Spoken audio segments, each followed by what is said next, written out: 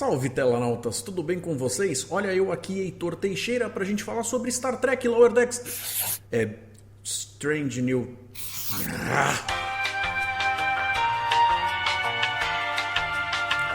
É o episódio 7, Those Old Scientists, ou Aqueles Velhos Cientistas, desta série aqui que eu ainda não sei exatamente qual é, tô talvez um pouco perdido, porque eles fizeram uma coisa de mesclar duas tripulações diferentes em um episódio que foi lançado de forma antecipada por causa da San Diego Comic Con, já que com esse papo da greve dos roteiristas, dos atores, daquele negócio todo, eles não iam ter uma galera lá para promover as coisas deles, eles tinham que chamar a atenção de alguma forma e arranjar um jeito de zoar o plantão, mexendo no cronograma de gravações aqui do canal e me fazendo ter que trabalhar dobrado. Mas tudo bem, vamos lá. Vamos falar um pouco a respeito desse episódio, que foi diferentão, ousado em muitos aspectos, meio perdido em outros, prestou para algumas coisas, mas também não sei se chega a fazer uma diferença na franquia, daquela que se diz assim, caramba, já pensou se não tivesse aquele episódio tudo ia ser tão pior? Não sei. Foi um episódio bacana, divertido, mas é isso. Basicamente é um episódio que faz com que a gente se pergunte o porquê. Isso não significa também que nada se salve no episódio, porque apesar dele não ter uma historinha que no fim das contas amarra de um jeito em que você diz, ahá, entendi, captei a vossa mensagem, você usou isso para uma metáfora para falar sobre X ou Y. Na verdade, eles colocam essa linha narrativa de uma forma que, na verdade, é bastante dispensável.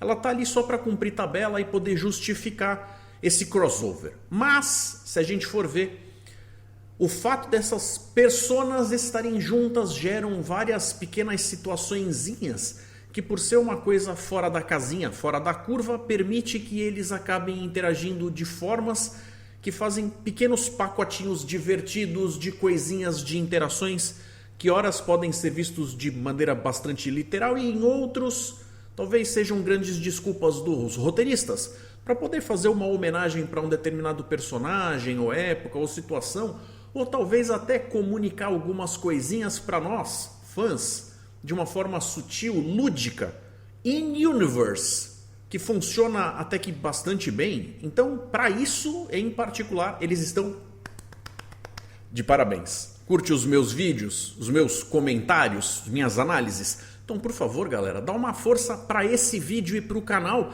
deixando aquele like maroto que ajuda muito.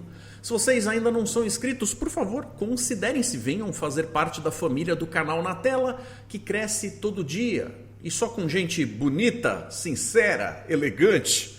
Vem pra cá. Não se esqueçam de ativar as notificações também. Assim vocês não perdem os lançamentos mais novos, sejam eles de Star Trek ou de Barbie. Lembrando que lá pro fim do vídeo a gente vai ter a participação dos telanautas com seus comentários educados a respeito de tudo do universo de Star Trek que acontece nos episódios anteriores. Nesse caso então, do episódio da quinta-feira passada. Se vocês quiserem participar também, as regras vão estar na descrição do vídeo. Todo mundo que segue as regras e é educado no canal é muito bem-vindo. Até porque é muito mais fácil bloquear alguém do que criar conta nova. Então comportem-se. E lembrando que a partir deste ponto aqui, a gente vai falar sobre tudo em um recap cheio de spoilers. Então, galera, vamos lá que tem bastante coisa. Vamos analisar a coisa assim. Comecei brincando, mas é bem isso aqui mesmo.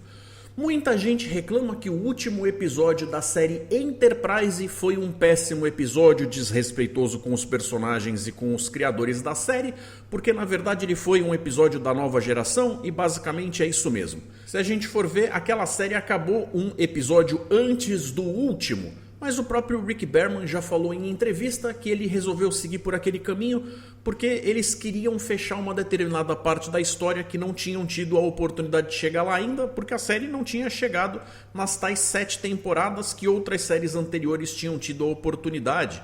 Então, como simplesmente fazer um avanço no tempo ali ia ficar uma coisa meio perdida, com uma série de lacunas, ele resolveu seguir por um caminho mais seguro para não correr o risco de não contar aquelas coisas como a formação da federação, que seria tão essencial.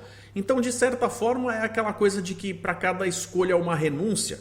Se ele quisesse ter se mantido fiel aos personagens com um desfecho para eles ali, ele não teria conseguido amarrar as coisas em relação às séries que vieram antes, toda a força dos episódios e um desfecho para aquela série em questão.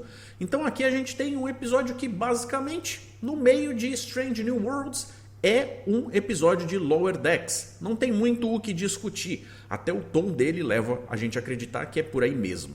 O que acaba sendo curioso, porque tem muita gente que torce o nariz para animações em geral. Acabam não assistindo as coisas animadas de Star Trek porque tem lá cada um seus motivos de achar que ou é uma coisa fadada a ser infantil, ou é boboca, ou de repente a pessoa não consegue ver aquilo como canônico, ou talvez até simplesmente porque o formato não lhe apetece e cada um tem o direito de gostar e querer consumir o que quiser.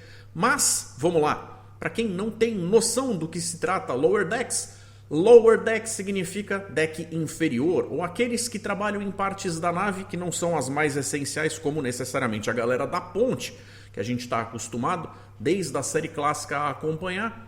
Obviamente os personagens principais que estão enfiados no meio da ação.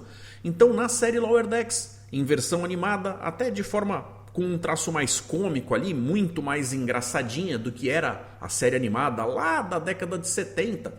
Eles tentaram trazer uma roupagem muito mais jovial para fazer uma série que tira sarro de si mesma e tal, com uma nave de segundo contato.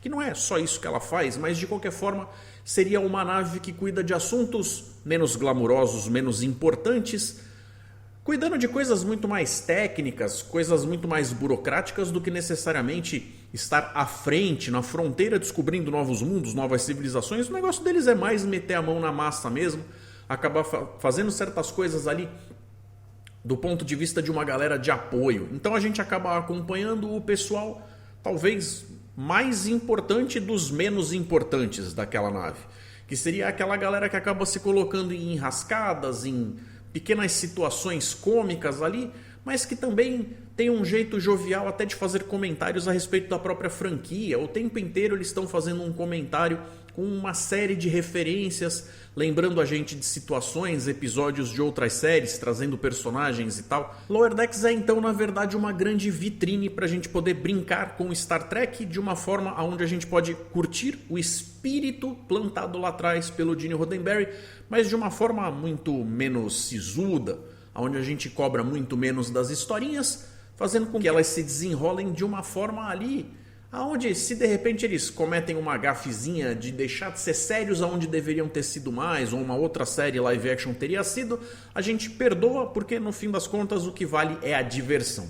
Então a partir do momento que eles escolhem fazer essa mescla entre duas coisas, apesar de também há quem vá olhar para Strange New Worlds agora e falar, também não tem sido das séries live action a série mais séria, né? Eles têm feito uma coisa também bastante divertida, tal, mas ainda assim dá para sentir que para poder colocar essas duas galeras juntas, eles tiveram que dar uma reboladinha ali em termos de tom para poder afinar a coisa e deixar a coisa rolando de uma forma mais compatível. Esses personagens não estão separados apenas por limites espaciais, ou seja, personagens que coexistem na mesma época, mas estão distantes, e por causa do formato, de um ser feito com atores e outro ser feito com uma animação que, como eu falei ali, tem um jeito mais engraçadinho. Eles também estão separados por aproximadamente 120 anos, sendo que a galera da série que a gente deveria estar assistindo está no século 23 e o resto da galera está no século 24, já chegando ali mais perto da década de 80 para 90 daquele determinado século. Então a desculpa tem que ser boa para você poder fazer com que essa galera acabe se juntando. E eles escolheram fazer uma coisa super simples. Tentaram não reinventar a roda, foram por um caminho ali onde a explicação não chega a ser super complicada.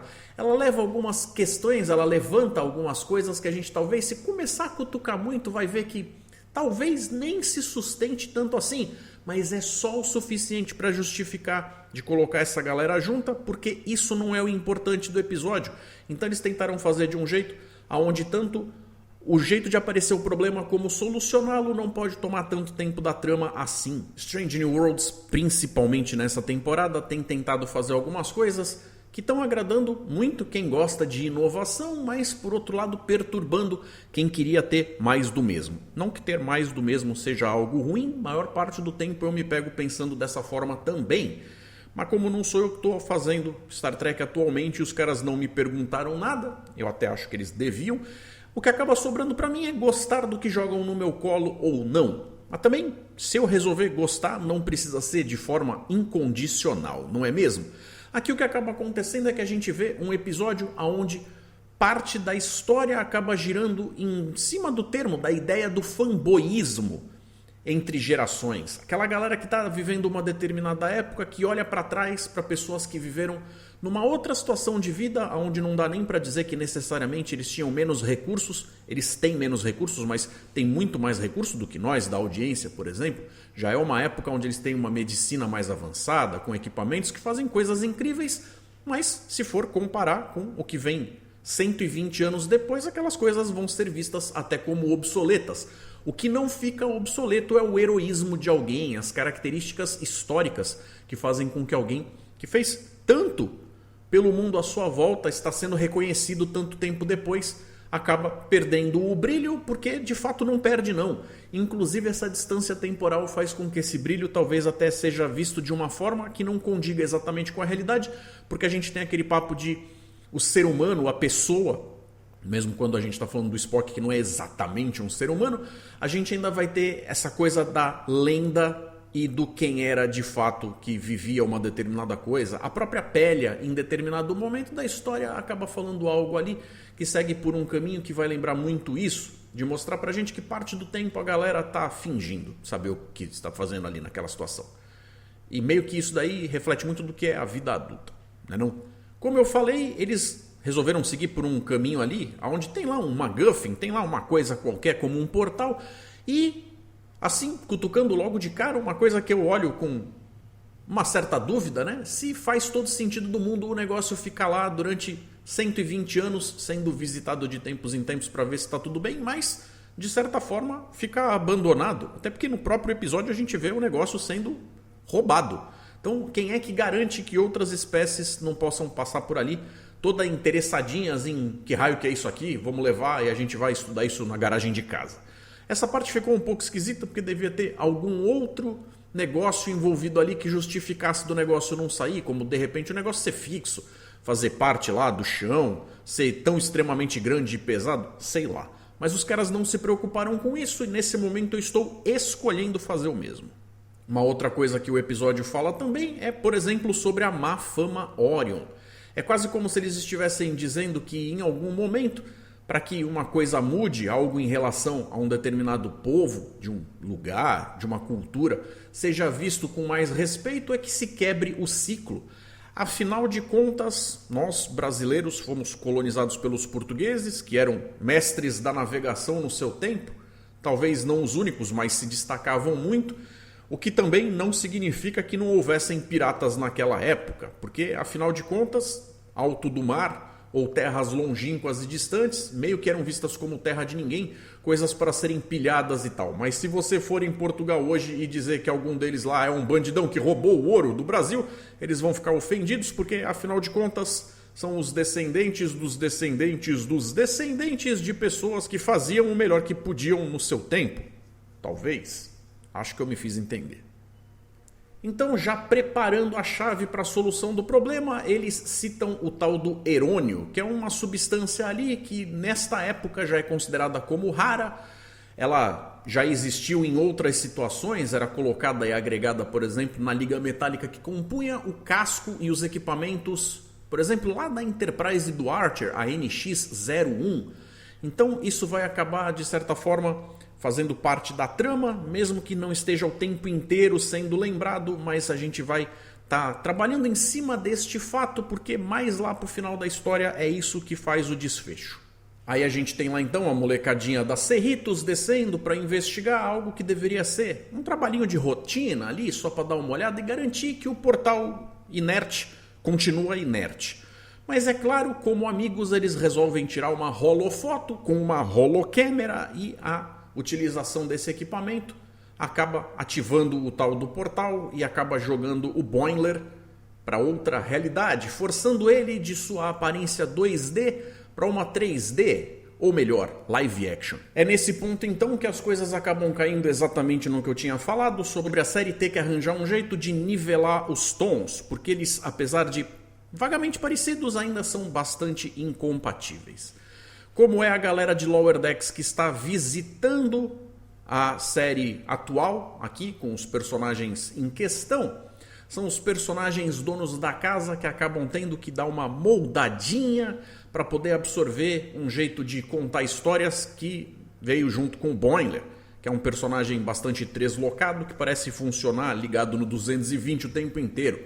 O jeito como ele fala, os gritinhos que ele dá, os sustinhos, a fisicalidade que o ator tem que ter para representar o personagem que a gente vê na tela na animação, acaba fazendo com que tudo ali entre num esquema onde os personagens de Strange New Worlds acabem tendo que lidar com uma situação que, para não ficar chamando o outro de retardado ou de louco o tempo inteiro, eles têm que aceitar que aquilo, a bem dizer, é normal. O que isso acaba lembrando é que esse episódio aqui, como eu falei, teve lá o episódio final da série Enterprise, que na verdade foi um episódio da nova geração que se passou no holodeck.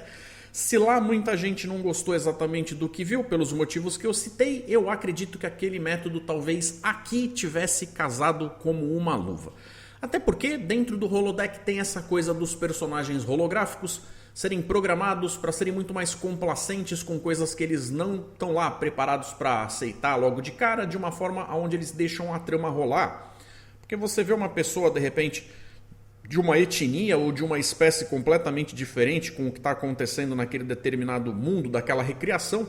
Por exemplo, se a gente vai para algum lugar no passado da história da humanidade que nunca viram um alienígena e alguém da tripulação que vai fazer parte da simulação seja visivelmente não humano, eles vão estranhar, mas também ninguém ali vai quebrar a situação do que está acontecendo para deixar a historinha fluir. Aqui eu senti que, apesar disso não ser uma história de holodeck, é praticamente assim que os personagens da vida real acabam se comportando, como se eles estivessem preparados para aceitar certas coisas que talvez sejam de fato sim uma ameaça. O Boimler fica solto na nave falando as coisas que fala, não por maldade, mas até pelo fato dele ser abobalhado lá e tal. Podiam ter sim contaminado a linha do tempo e tinha que ter ficado isolado. Toda aquela situação ali gera uma série de questões que eles resolvem com mas a porcaria já foi feita, como é que pode ficar pior? Coisas que de fato só fariam sentido dentro do holodeck, mas eles acabam trazendo isso para cá e vai dando aquela incomodada para quem olha com olhos lógicos. É o tipo da coisa que para você curtir, realmente você tem que relevar. Eu fiz a brincadeira na abertura do vídeo com o lance de que isso aqui era, na verdade, um episódio de Lower Decks, porque até a própria abertura foi recriada em pique de animação, com direito até a alien chupador de nacelle. A gente vê que quando o Boimler chega, uma das primeiras coisas que acaba sendo analisada nele é a insígnia, que a própria número 1 e o Pike comentam sobre o fato de que ele acumula esse negócio de ser não só a insígnia, mas como um comunicador também. E o Pike ainda fala brincando, né, que a melhor parte do comunicador deles é abrir a tampinha, que tem aquele movimento assim, faz aquele barulhinho. É interessante, eles já começam a fazer piada logo ali, coisa que é mais característica de Lower Deck.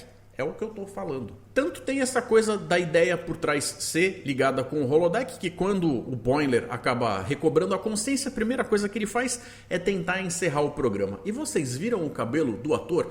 Os caras conseguiram fazer de um jeito em que ficou sutil o suficiente para ficar natural, para uma pessoa ter aquilo pintado, não ser simplesmente aí alguém que vai num Anime Friends da vida, alguma coisa otaku, com aquele cabelo pintado de forma gritante, mas também ficou bastante compatível com o fato dele ser roxo na animação. Ele dá uma estranhada na Una.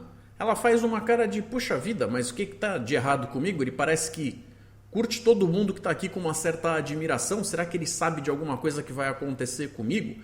E aí, eu vou, ao longo do vídeo, quando eu citar alguma coisa assim que tem desdobramento, eu vou pegar aquele assunto e vou falar até o final. Até o final daquela história a gente descobre que, na verdade, não é que ele tem problemas com ela, ele tem admiração. O problema é que ele é o tipo de personagem que tem problemas com mulheres bonitas, vamos deixar assim. Ele é esse tipo de incel. Então, o que acaba acontecendo é que ele, lá na época dele, foi influenciado por ela sendo que ele tem um pôster que fica na parte onde ele guarda as roupas e tal, que justamente tem todo esse negócio da história dela, que teve a ver com o episódio do tribunal, que eles até falam lá do ad aspera per aspera. Ele tem ela lá, só que em inglês eles usam o termo lá do papo do pin-up. Pin-up, durante muito tempo, e até hoje é conhecido como aquelas imagens de mulheres gatinhas e tudo mais, em biquininhos e pá, que era usado para decorar quartos masculinos, aquele negócio todo. Não chegava a ser uma coisa pornográfica, mas tinha esse negócio da sensualidade sendo exacerbada ali para poder fazer o eye candy, para poder dar aquela colorida na vida masculina. Coisa que ela de repente olha e fala, prefiro não pensar nisso, tal, vou deixar quieto, porque ela sabe que interagir com esse tipo de assunto já não devia nem estar tratando com o cara, mas a gente vê que no final das contas não era nada disso, era só admiração mesmo. Eles vão mantendo isso ao longo do episódio como sendo uma coisa que vai tendo problema para se desenvolver, justamente para criar essa tensãozinha que não chega em lugar nenhum, mas que, tipo, dá um temperinho ali. Conversando com a Laan, ele acaba, através das palavras dela, também se tocando que ela própria já viajou no tempo, porque ela dá uns comentários para ele lá, umas dicas e tal, que só quem já se esculachou fazendo porcaria em outras linhas temporais sabe do que acontece, e também deixa um pouco margem para a gente ver cada vez que em qualquer série ou filme a gente tem uma viagem no tempo, eles acabam de alguma forma deixando uma sujeirinha ali que pode não desmontar a linha do tempo completamente, mas sempre dá uma comprometida. Quando ele acaba babando na figura da Uhura, a gente sabe que talvez a própria personagem Uhura esteja sendo homenageada ali muito mais pela Nichelle Nichols do que talvez pela Uhura em si. Não que a Uhura não tenha feito um monte de coisa ao longo da vida, até por fazer parte da tripulação da Enterprise.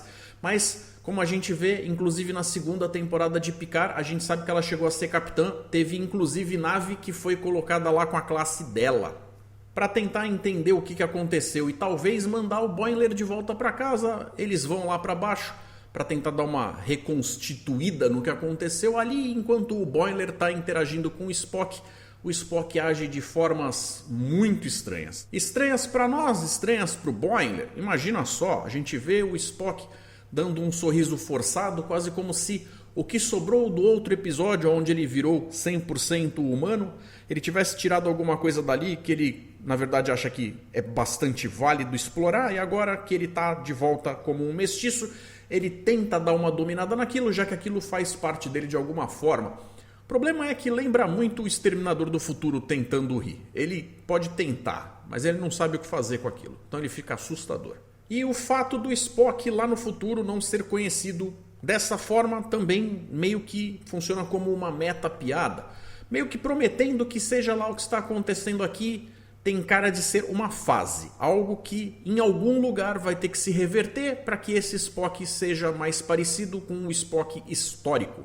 Bom, então a gente vê lá a tal da nave Orion, e antes do Boimler passar, quando ele ainda estava na versão animada 2D, ele conversa lá com a Tendi, que fala que aquele determinado portal tinha sido encontrado por uma nave de ciências oriana, e que uma antepassada dela, uma tataravó dela estava lá, aquele negócio todo. A gente acaba vendo que tem todo um esquema aqui. Também vou contar de forma aberta agora o que acontece em relação a esses Orions. Fica uma coisa ali meio de que eles usam esse esquema de ser uma nave de ciências para tentar abaixar a guarda dos outros, mas eles basicamente funcionam como piratas de forma geral, como qualquer outro que a gente já viu. Mas até para o próprio Capitão Orion existe aquele conceito de, em algum momento, tem que ser quebrado o ciclo. A gente vê que algumas coisas acabam acontecendo ali e que no final das contas, quando ele descobre que no futuro existe sim a possibilidade de que eles não sejam vistos com maus olhos, aquilo é uma ideia sedutora para ele, como se mesmo no meio de alguém que tem um coração que funciona daquele jeito naquela época, existisse uma semente de esperança de que as coisas pudessem ser diferentes. Isso acaba falando para a gente um pouco a respeito de fama e reputação, e de que nem todo mundo está confortável com a sua. É claro que a presença do Boimler acaba afetando a visão do Pike em relação àquela situação, porque se ele não estivesse lá, o Pike ia tratar essa nave como sendo uma nave de piratas e ponto final, porque meio que é o consenso da época.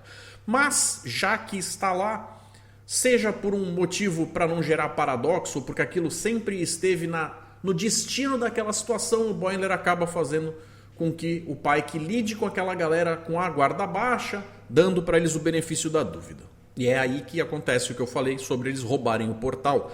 E é aí que acontece o que eu falei sobre o negócio passar 120 anos abandonado na superfície do planeta. Para mim, não fazer todo sentido do mundo assim. Por essas e por outras, o Pike acaba evidentemente vendo o Boimler como sendo uma criança. Alguém que tem muita boa vontade, mas não tem maturidade suficiente para lidar com as suas ações físicas, verbais. E é nessas que acaba inclusive vazando ali o negócio do aniversário do Pike. Algo que a gente vê que mesmo sendo mais uma das pequenas linhazinhas de ponta solta, vai costurar em alguma coisa que ao meu ver foi muito bacana.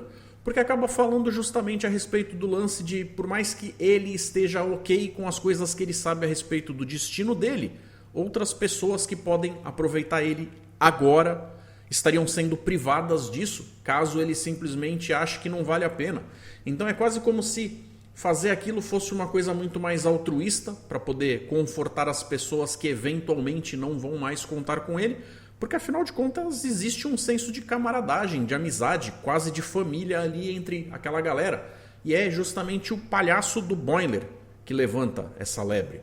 Algo que faz a gente se perguntar se pessoas, mesmo as bidimensionais, são tão bidimensionais assim. E com esse negócio dos Orions terem roubado o portal e zarpado, eles precisam arranjar um jeito de encontrar os caras. Mas como é que você faz o Boimler, com o conhecimento que ele tem, conseguir ajudar a galera sem deixar com que esse conhecimento suje ainda mais a linha do tempo? Fazendo com que ele mexa nas coisas dos equipamentos sem deixar com que os outros olhem. Faz algum sentido, mas eu não sei se faz sentido do ponto de vista lógico. Então a gente vê que mais uma vez eles estão deixando certos conceitos cartunescos que a gente veria espalhados em Lower Decks funcionem aqui simplesmente porque o motorzinho lógico que faz as coisas acontecerem está sendo o de Lower Decks e não o de Strange New Worlds. Dá certo, eles conseguem encontrar a tal nave que roubou o portal, e como é que você faz para convencer os caras a devolver o negócio? De repente, a Enterprise está carregando lá um carregamento de 4 Triticale e o cara sugere que se ele for entregue, ele até devolve o negócio. Essa atitude do Capitão Oriano é algo que a gente consegue ver facilmente vindo de um pirata, não de um cientista. O que vai reforçando que, por mais que ele tenha uma boa vontade inerente a ele, que seja maior do que a de outros capitães de naves Orion, ele ainda é essencialmente um pirata, sim. E esse 4 Triticale é um tipo de trigo modificado em laboratório que a gente viu pela primeira vez lá na série clássica no episódio do Problemas aos Pingos. Eles fazem então a troca e a galera, em posse do portal, vai lá de volta para a superfície do planeta fazer uma nova tentativa. Só que como ele só tem irônia o suficiente para fazer uma tentativa, é bom que não falhe. Mas falha. E aí, ao invés dele voltar para casa, quem vem é a Mariner. Ela essencialmente ainda é a mesma personagem, mas eu acho que o roteiro pegou leve com ela. Tem ali um choque visível de gerações, quase como se a gente estivesse pegando uma galera mais velha hoje, tendo que lidar com adolescentes, não que eles sejam, mas tem esse negócio de até o linguajar, as gírias, a forma de se comportar ser outra, por causa das coisas que eles assistem, os comportamentos de grupo, de manada deles serem diferentes, acaba gerando um certo negócio ali de um confronto, onde por mais que exista respeito, tem uma certa barreira que separa eles assim. Esse tal desse gás erônio já foi mais comum, mas hoje é bem raro, dá para sintetizar, mas é bastante perigoso. A galera de bordo da Enterprise não tá lá muito feliz com a situação, porque eles sabem que o negócio vai gerar problemas potenciais. Mas se o esquema é conseguir entender o portal, decifrando as coisas que estão escritas nele, para poder ter pistas do que fazer e por outro lado conseguir um pouco do tal do erônio, eles acabam dividindo a galera para dois lados. A Mariner vai lá tentar ajudar a Uhura com a tradução e o Boimler vai ajudar o Spock a tentar fazer um pouco desse elemento aí. Quando a Una encontra com a Mariner no caminho, que eles estão indo para cada um fazer das suas, acaba gerando aquele papo que eu falei sobre a traminha da Una, que não entendeu direito o que foi falado, sobre o cartaz de pin-up, aquele negócio todo. Então é nessa cena aí que o negócio começa, e só vai ter um desfecho mais lá pro final, antes deles irem embora, quando a Mariner explica pra ela: eu tinha entendido errado, acho que o que eu te falei gerou algumas dúvidas ali, e aí acaba falando um negócio que deixa de ser preocupante e passa a ser bastante lisonjeiro. É claro que depois de muito pouco tempo interagindo com a Uhura, ela acaba convencendo a mulher a ir pro bar. Aí a gente coloca inclusive a Ortegas ali no meio da situação. E a gente vê que a Mariner é uma boa má influência, que ao conversar com elas acaba meio que falando ali a respeito de: se liga nessa bebida aqui, a gente não tem aquele ingrediente, o tal do Dalak Oriano, mas eu vou tentar substituir ele aqui por outra coisa. E nessa cena, galera, inclusive uma coisa que eu tenho que comentar, eles perderam a oportunidade de fazer de novo uma piada bastante recorrente toda vez que rola uma bebida verde na franquia. Que a gente já viu ser usado isso inclusive em alguns quadrinhos, aonde quando alguma coisa vai acontecer que envolve uma bebida alcoólica que é verde e alguém vai tomar e fala: o que é isso? O outro responde: é verde. Desde a série clássica essa piada tá lá. Então eu acho que eles deviam ter arranjado um jeito de socar ela aqui para poder simplesmente cumprir tabela. Mas não fizeram. Inclusive é esse tal ingrediente aí do Dalak Oriano que não está presente nesta bebida nesse momento, porque eles não têm, que acaba mais pro final do episódio justificando a participação da galera de Strange New Worlds na versão 2D. Porque depois que eles arrumam a tal da bebida oficial, aquilo meio que mexe com a cabeça da pessoa e muda a percepção. Meio que nem o cogumelo do Mario, que a contrapartida dele na vida real faz com que quem entre em contato realmente ache que é gigante. A Ortegas então se liga ali no pad da Uhura e acaba reconhecendo alguns dos símbolos daquela tal língua que ela acha que já viu em algum jogo de Don Jot, que seria um jogo que é muito apreciado ali por nausicanos. Eles acabam fazendo essa amarração que eu não tenho certeza se em termos cronológicos chega a estar 100% correto ali. Porque às vezes os caras acabam colocando certas ideias de situações e alienígenas que a gente viu em séries que vieram depois, em coisas que meio que dizem que eles sempre estiveram lá, ou pelo menos estão lá há muito mais tempo. E aí fica uma sensação de que esse mundo já é tão grande que eles na verdade estão explorando e conhecendo de novas civilizações no fim das contas. E o fato do negócio ser uma variação do nausicano antigo também levanta a seguinte questão: os nausicanos são em geral vistos como hooligans, como sendo personagens briguentos, meio tapados, que tem um jeito meio grotesco de resolver as coisas ali, que não tem necessariamente aquele refino cultural, social e tal, mas parece que uma versão deles mais antiga, mais ancestral, tinha inclusive a capacidade de fazer um portal do tempo. Então talvez tenha um subtexto aí dizendo que civilizações que já foram melhores podem acabar enfrentando coisas piores do que a autoaniquilação.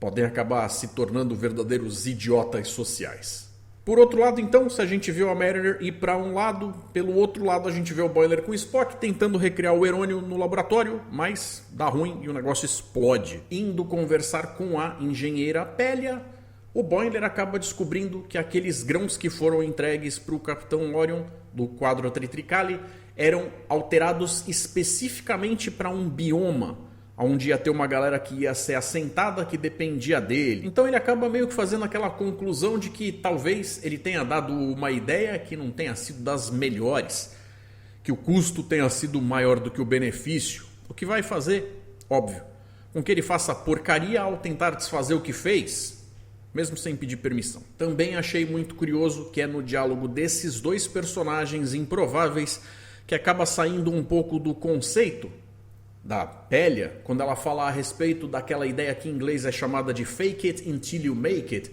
ou seja, o faça de conta até você se tornar aquilo que você está tentando simular.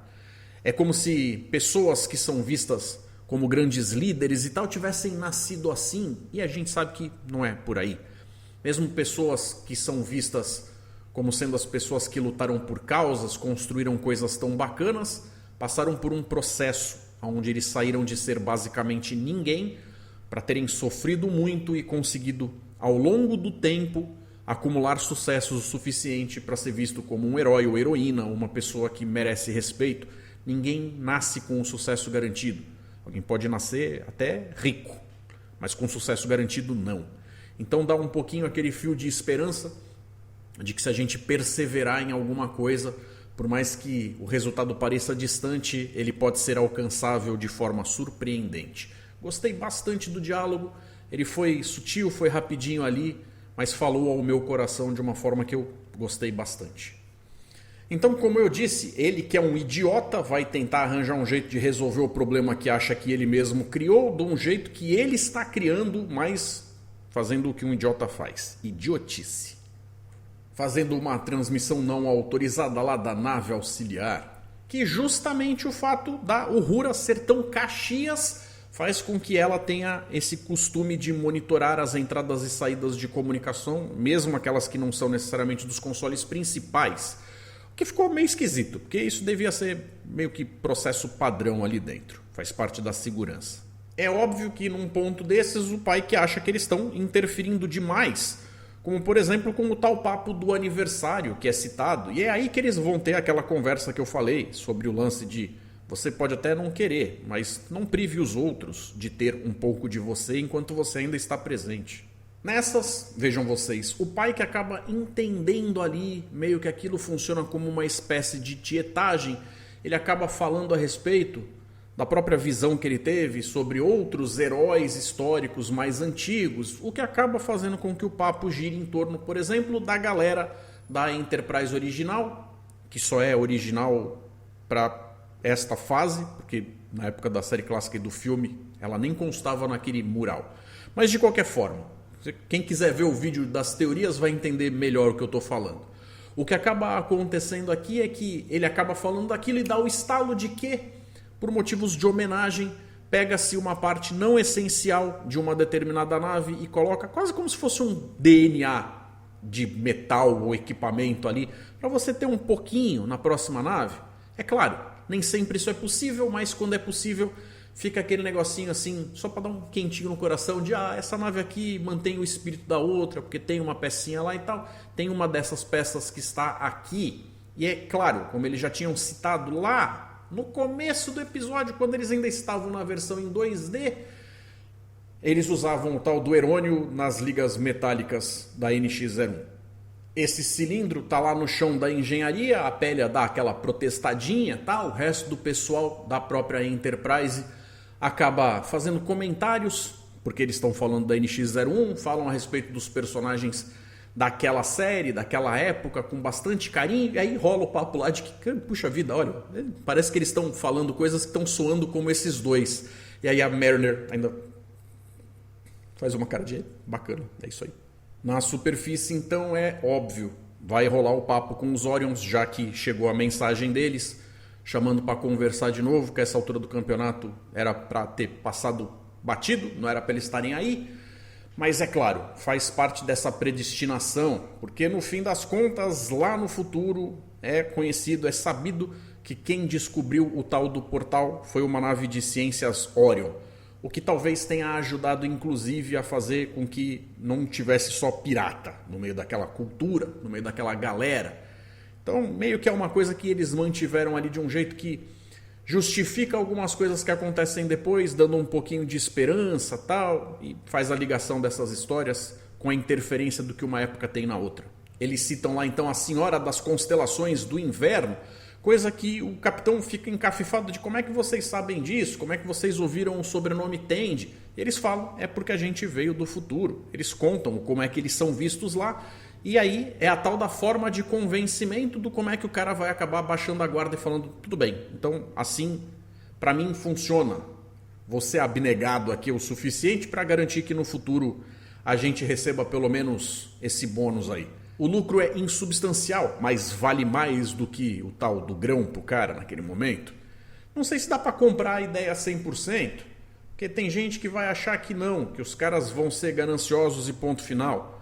Mas o episódio tenta empurrar que existe esperança. Os personagens visitantes têm então a oportunidade de, com sorrisos e com bastante respeito e tal, voltarem para casa.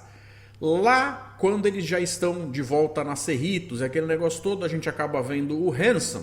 E, para quem não sabe, o ator que dá voz ao personagem do Hanson é casado com a Rebecca Romijn, que faz a Number One, a Una, Por isso que eles fazem a piadinha lá de que ela é a primeira oficial mais hot da Frota Estelar. E para encerrar o episódio, a gente vê a tripulação da Enterprise em 2D e a explicação seria de que, pela interação que eles tiveram com o Capitão Oriano, eles acabaram ganhando uma garrafa com o tal do Dalek lá, e aí seria aquele negócio de ser uma substância que já faz a percepção da pessoa dar uma mudada, e eles brincam com esse negócio da galera tá se vendo meio que em 2D. É só para fazer a piadinha mesmo, não chega a mudar nada, mas justifica um pouco do negócio de os personagens de lá vieram para cá, os personagens daqui também dão uma passeada no estilo de lá. Como eu falei, galera, foi um episódio mais fofinho do que necessariamente relevante. Eu achei ele bastante divertido, mas tenho certeza que não vai ser um episódio para todo mundo. Obrigado para quem chegou até aqui, que a partir desse momento a gente vai embarcar, já que nós chegamos no momento dos telanautas. Com a contribuição da audiência, para participar, confiram as regras na descrição do vídeo. E sobre o que o pessoal enviou no vídeo anterior, não é sobre esse dos Lower Deckers não, é sobre o vídeo anterior da Uhura, beleza? O Bruno Chassotlago comenta: acho que vou estar nadando contra a maré Trekker, mas vou confessar que se depois de acabar SNW eles quiserem fazer um reboot de TOS com esse trio, ou quarteto, se você contar com a Chapel, eu não iria achar ruim. Primeiro porque são atores carismáticos, estou gostando de como eles estão interpretando, e segundo e mais importante, porque aí acaba com esse é ou não é mesmo universo, já escancara logo de vez que é outro universo. Bruno, eu imagino que isso faça sim parte do plano dos caras. Não sei se a gente vai ver a inserção de outros personagens da série clássica ao longo dessa aqui e se eles vão fazer uma virada, ou se só vai ser uma série que vai se renovando de personagem e vai transitar para se tornar Star Trek série clássica sem necessariamente mudar de título. Não sei se isso faria tanta diferença assim. Mas também fica aquele negócio, se é para continuar recebendo o que eles entregam aqui e a gente tivesse a esperança de que com aquela galera tivesse mais cara do que era antes, na década de 60, acho que vai ter de gente por aí reclamando que não está recebendo exatamente o que pediu, vai ser uma quantidade grande. Em relação ao lance de ser outro universo, vocês já conhecem a minha opinião. Não sei se é muito defensável o lance de que não, mas é só uma renovação, é só uma adaptaçãozinha. Já está bastante claro. Se isso é um problema ou não, depende só, única e exclusivamente da qualidade dos roteiros. Se eles entregarem bons roteiros, eu não reclamo. Reclamo, mas normalmente quando a câmera está desligada. O Carlos Tosh analisa: achei o episódio ok, Strange New Worlds continua reciclando histórias que já vimos no passado da franquia, o que não é necessariamente ruim, mas espero um tempero a mais, um diferencial que não enxergo na produção. Para mim, o ponto alto foi ver a Uhura decifrando a linguagem do seu inconsciente.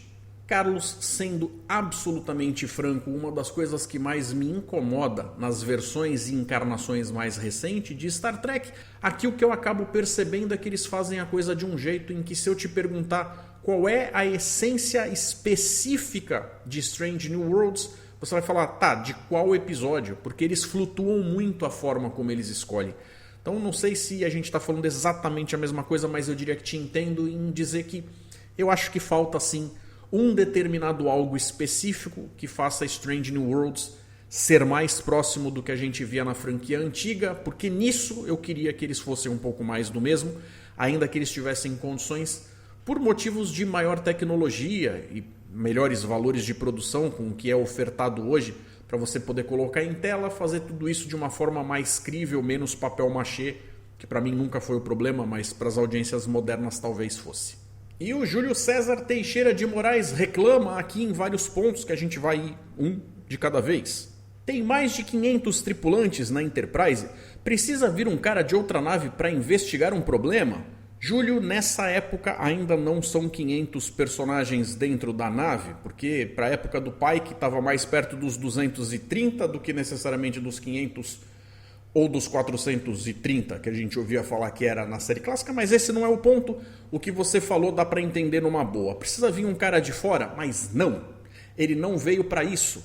O Kirk estava na nave simplesmente porque eles estavam perto com as naves deles próximas o suficiente para ele ir dizer um oi para o irmão dele. Acaba acontecendo que as circunstâncias envolvem ele em um determinado algo quando ele vê que a Uhura está precisando de ajuda. Ele não foi para lá por causa disso. Até porque quando ele foi para lá o problema não existia ainda. Pelo menos não era sabido. A Enterprise tem equipe de segurança, mas quem persegue um tripulante com ânsia assassina é esse tripulante de outra nave, que nem conhece a nave, e a oficial de comunicações que também está doente. Cara, eles só foram atrás do figura porque eles estavam do lado dele quando ele saiu correndo. A gente vê que imediatamente o resto da galera da segurança é colocada para ir para lá também, mas eles estão vindo de outras áreas, então até eles chegarem ali, a ideia era impedir que o cara, de posse de um phaser, fosse fazer alguma caquinha. Eles até saem disparando ali, a gente subentende que o negócio estava em tonteiro porque a situação era desesperada, mas só foram eles porque eles já estavam ali. Um capitão aceitar destruir uma estação de refino assim, por orientação dessa oficial que está tendo alucinações sem chamar um oficial médico nem consultar a frota estelar? Pois é, como eu falei, dentro do episódio faz sentido porque eles dizem que o outro cara lá, o Ramon, tinha criado mais danos do que eles foram capazes de perceber e a máquina não estava desligando. Então, por mais que eles tentassem, o negócio não estava acontecendo. Eles só tomam essa atitude desesperada porque o Pike acredita de fato que a Uhura tá falando o que tá falando porque ela sabe o que tá falando. Até porque o Kirk tá do lado dela e tá fazendo cara de acredita nela, eu tô ligado. Então é um negócio que assim, se eles forem parar pra esperar, pra ver o que acontece, investigar, corre-se o risco deles estarem cometendo uma baita de uma injustiça, matando outras formas de vida. Então o negócio deles estarem fazendo aquilo de uma forma acelerada ali é por causa disso. Eu concordo que isso é uma opção de roteiro, o roteirista escolheu contar essa história, que eu preferia que não tivesse sido assim, porque a história podia ter sido tão bacana quanto se eles não tivessem implantado esse negócio de que não dá para desligar a máquina. Mas uma vez que isso foi colocado lá, faz sentido que eles não possam correr o risco de destruir uma civilização ou de matar indivíduos, ainda que o preço do negócio seja alto. Faz parte, inclusive, da filosofia da série. De você saber que, por mais que lá eles não usem exatamente dinheiro, os recursos a gente vê depois. O mais importante é não causar um problema irreversível com formas de vida inocentes. A própria oficial de comunicações manda atacar e destruir a estação, o que é atribuição do capitão. Muito furo para fazer um roteiro funcionar. Júlio, vamos lá. Chega naquele determinado ponto, eu concordo com você que ela estava fazendo um negócio de quem estava alterado, de quem estava no desespero, na ânsia. O problema todo é o seguinte, ela está falando para fazer algo que era muito evidente que o Pike ia fazer depois. Tanto que a Lan olha para a cara dele naquelas de, e aí senhor, é isso mesmo? Ele faz cara de, vai lá, vai lá. Porque o que ele vai fazer? Chegar pra ela e dizer o quê? Não, sai, quem dá essa ordem sou eu, sua boba, vai pro teu quarto, você tá de castigo? Sendo que é exatamente o que eles vão fazer. Então ali o que ele fez foi olhar para uma situação onde o que ela fez foi porque ela estava num estado de nervos alterado e ele sabe que ele não ia fazer nada de diferente daquilo de qualquer forma. Ele só não repreendeu ela porque não tinha um porquê. Quando você diz que é muito furo para fazer o roteiro funcionar, eu entendo que as coisas não funcionaram para você, como muitos dos detalhes escolhidos também não funcionaram para mim. Mas é aquela tal história. Não significa que a história inteira que foi contada seja podre. Apesar da gente ter que filtrar muita coisa. O que também não tem a ver especificamente com essa série, mas com essa leva dessa safra toda dessa administração. É só o que eu penso. Galera, muito obrigado por vocês que chegaram até aqui, que participaram ouvindo, se inspirando em falar coisas pra mim no próximo vídeo, que eu vou contar com os comentários de vocês e com as participações do Responda 2 Pontos. Acho que eu cobri tudo de mais relevante. Vou ficando por aqui. Fiquem com outras coisas na tela para continuar curtindo o conteúdo no canal. Um forte abraço, galera. E até mais.